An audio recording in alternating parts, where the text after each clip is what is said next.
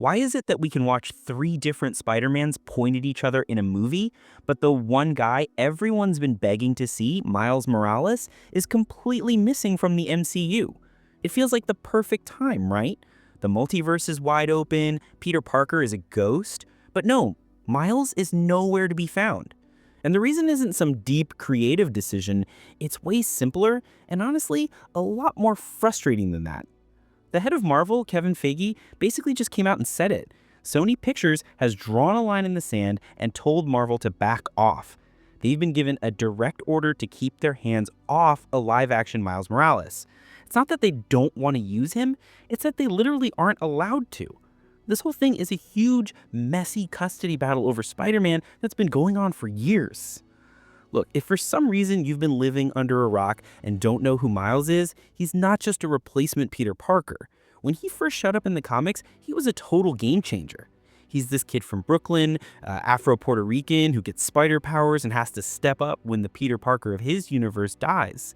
He's got his own life, his own family, his own set of problems, and his powers are different too. He's got that venom blast that just wrecks people, and he can turn invisible. It's awesome! But for a whole new generation, the movie Into the Spider-Verse was everything. That film wasn't just good, it was a phenomenon. It proved to the entire world that Miles isn't a sidekick or a B-lister, he is Spider-Man. That's why we all want him in the MCU so badly. He feels like the future, he represents something new, and let's be real, he's just ridiculously cool. So why is he stuck in movie rights purgatory? Think about it like this. Back in the 90s, Marvel was basically your buddy who's down on his luck and has to sell his prized comic book collection to pay rent. They were nearly bankrupt. To stay alive, they sold off the movie rights to their biggest characters. The X-Men went to Fox, and their number one guy, Spider-Man, went to Sony. But the deal wasn't just for Peter Parker. It was for the whole Spider-Man package. Every villain, every side character, from Aunt May to Green Goblin. And because of that fine print, any new Spider-Man character created later, like Miles, automatically became Sony's property too. Fast forward to today, Marvel, now owned by Disney, is the king of Hollywood with the MCU. They desperately wanted Spider-Man back. After a ton of back and forth, they hammered out this super weird, complicated deal with Sony. It's like a joint custody agreement for a kid. Marvel gets to borrow Tom Holland's Peter Parker for their big Avengers team-ups, and they help make his solo movies. But Sony still has final say. They pay for everything, they distribute the movies, and they rake in all the cash. Marvel just gets to let him play in their sandbox for a bit. But the thing is, that special treatment was only for Peter Parker. Miles is still 100% owned and controlled by Sony. And this brings us back to what Kevin Feige said.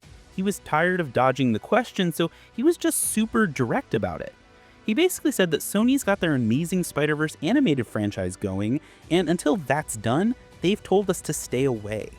That's not him being polite, that's a corporate don't even think about it. Marvel isn't going to blow up its entire relationship with Sony and probably lose access to Peter Parker for good by trying to sneak Miles into a post-credits scene. And you gotta admit, from Sony's side of things, it makes total sense. The Spider-Verse movies are their golden goose. They won an Oscar, made a boatload of money, and are some of the best superhero films ever, period. Miles is their star player. Why on earth would they let Marvel introduce a live-action version that would compete and confuse audiences while their own animated story is still being told? And plus, Sony's trying to build their own thing with Venom, Kraven, and all that, with, mixed results, but Miles is their trump card. They're obviously saving him to be the future face of their own live-action universe. They're not just going to hand him over to the competition. So, what's the bottom line for us? Don't expect Miles to be chilling in the Avengers compound. It's just not happening. His MCU debut is on ice until at least 2027, which is when the last animated movie, Beyond the Spider-Verse, is supposed to finally release. And even then, when we do see him in live action, it's almost guaranteed to be in a Sony-produced movie, not a Marvel Studios one. But I want to know what you guys think. Is Sony right to keep him locked down?